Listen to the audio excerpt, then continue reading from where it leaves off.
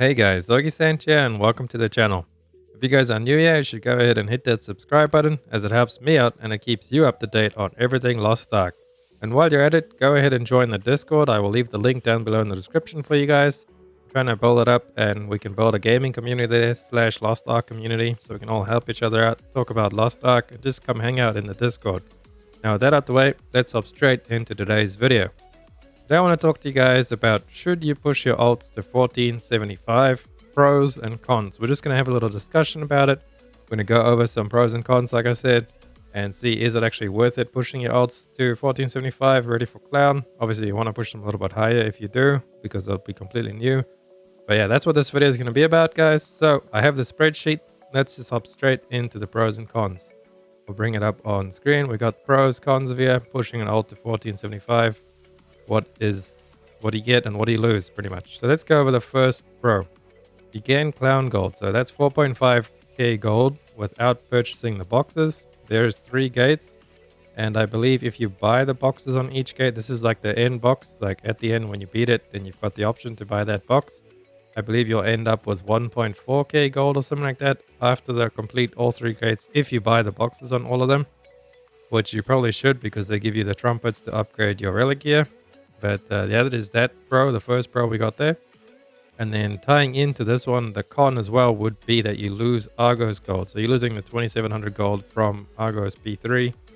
If you have your character at 1475 or higher, when Clown comes out, you will no longer receive gold from Argos. So with the Clown patch, 1475 and higher, no more Argos gold. And yeah, that is that con there. We'll get into it later, what I think about all this. We're just going to cover the pros and cons right now. So another pro is you would gain the higher relic set over time, which is more damage and just makes the classes better because it upgrades your relic set. They do more damage. I can't actually make any footage about that because we don't have it yet, but there is some videos from Korean streamers and YouTubers playing over on KR and they can show you guys exactly what it looks like. But pretty much it just makes your set bonuses stronger. So you don't have to replace your current relic gear. Your current relic gear will just get upgraded. It'll be like stronger set bonuses, so it'll be more damage, more crit, whatever your set bonuses do, they'll just get improved pretty much. And then another con we have is it could be very expensive honing RNG. I do have a video up on my channel about how the new honing calculator works. So if you want to go work it out, you can actually work out the complete cost to push an alt to 1475, depending on wherever your alt is at the time. I'm assuming most people probably at 1445 or 1460 right now in the alts. But yeah, you can go work it out. So completely up to RNG. You might get a couple of lucky one taps and get your alt there really quickly, or maybe not. So that is just another con there. And then let's go to another pro. Now this is the biggest pro about it actually, is you gain the extra drops from the 1475 Chaos Dungeon. So that's more tripods, more gems, more relic accessories, and the relic accessory difference is quite noticeable. And the thing about this is, say now you have 5 or 6 characters, your main 6, like your main 6 gold earning your roster, and they're all at 1475, and they're all doing this Chaos Dungeon every day. That is a huge amount of extra relic accessories you'll be getting. And then if 1 or 2 of those roll half decent, that could be a 50k, 80k, 100k gold piece for you right there with that accessory. Completely luck-based RNG. But eventually you're going to get one and you'll start getting them more frequently as well as getting more stones. You'll get relic stones that will sell for 500, 600, 200, 1000 gold. So you'll just have more options of rolling that RNG calculator to get the relic accessories that actually just juice you out and sell for quite a lot. So that is a huge pro there. And then also the tripods as well. You could get lucky and get a relic tripod with 2 level 4s on it. And I know the gunslinger tripods right now, you could easily pay like 20k for a gunslinger tripod with 2 level 4s because the gunslingers need a lot of tripods. So you can get lucky with that if you have a gunslinger alt. But yeah, like I said, just better that. You get your honor shards building up. Obviously, every honor shard that you get for free, so the bound ones from the Chaos Dungeon, saves you so much gold in the long run because they just go up and up and up in price all the time. And stones, I mean like Guardian stones and Destruction stones, and also the Greater Honors. You'll be getting all of that. You'll be getting a little bit more of those from everything. And then so that's just really good to get them to 1475. So you get that extra Chaos Dungeon. The extra Chaos Dungeon is probably more beneficial than the Clown if we're talking about just pure value. So in the long run, you'll probably get more gold from just your chaos dungeons than what you will from clown. But then again, you might get lucky from the clown drops as well for accessories over there. So just keep that all in mind. That's all really good pros. And then we can move over to another con. Pug clowns might be bad / not a good experience. So a lot of us, we're all looking forward to clown. We're probably all overgeared on our mains for it. But none of us have actually done clown. So we have no idea how it's going to play out. It just looks really fun. But apparently it's a lot harder than Vicus.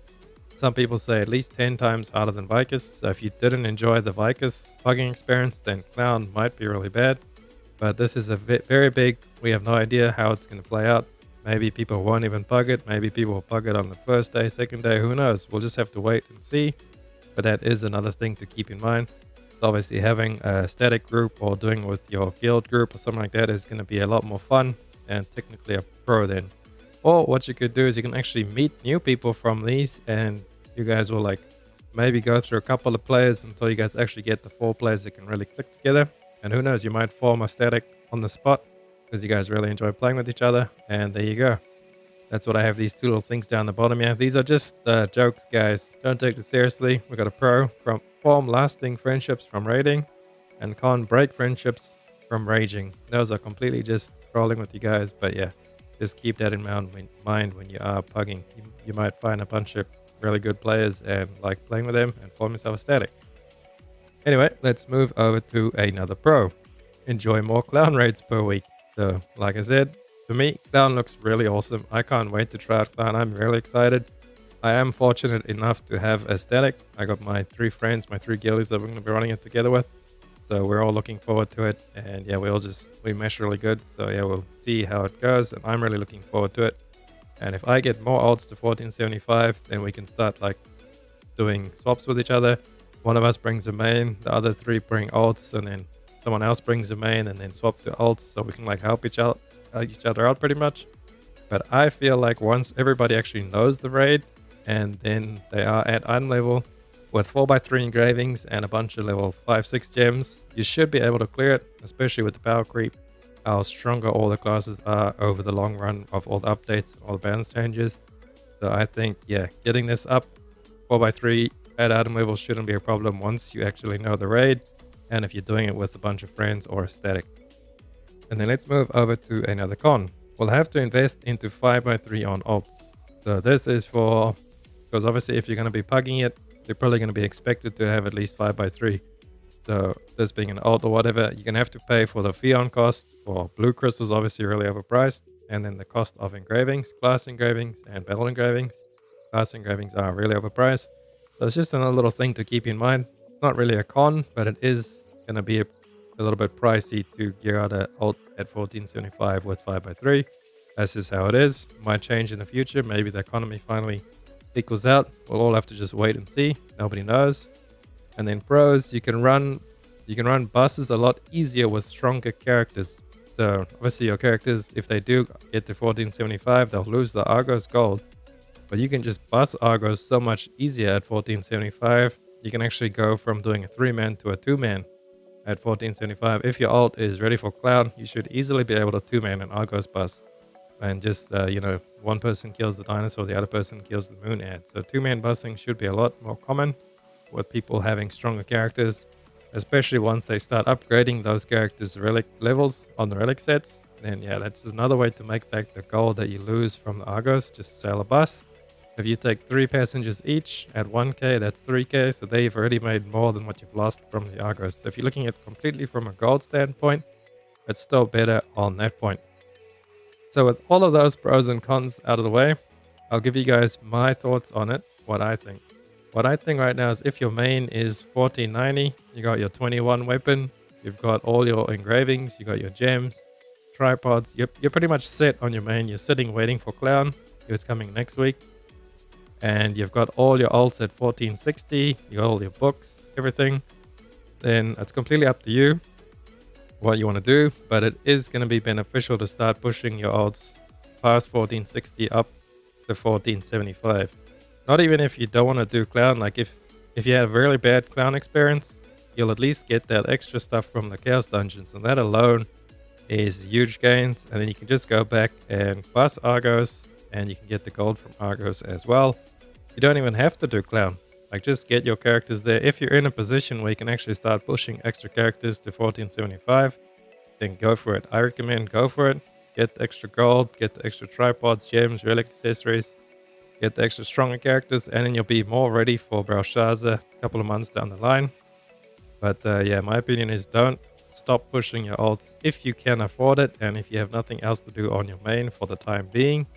Because, I mean, obviously you could just keep pushing on your main to plus 25 weapon, but that's very inefficient right now.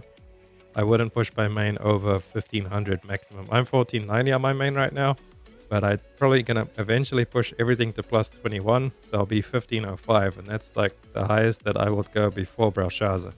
Because once we get the Belshazzar patch, then a lot of stuff is going to change, and it'll be a lot easier to actually get owning over 21. So anything over 21 right now is kind of inefficient, and I feel like it's just a lot of golden materials you could be using elsewhere, like boosting up your roster, for example, like getting ults to 1475, gearing them out, gems, tripods, all that good stuff. So anyway, totally up to you guys what you think. You have the pros and the cons now. What do you think if you should do it? Add down below in the comments what you guys think you'll be doing, if you'll be pushing ults or not, or what your roster looks like if you're even in a position to start pushing ults right now. I personally, I've only got 5 1460s, I believe, 4 or 5. So no, 3 or 4. And my last one is getting there soon. And then obviously my 6th one will be Scouter once Scouter drops. So looking forward to Scouter, looking forward to Clown. Thank you guys so much for watching this video. If you liked it, please drop a thumbs up and a subscribe. It helps me out so much. And I will catch you guys on the next one. Augustin out. Run free and dive into the sky. Hear the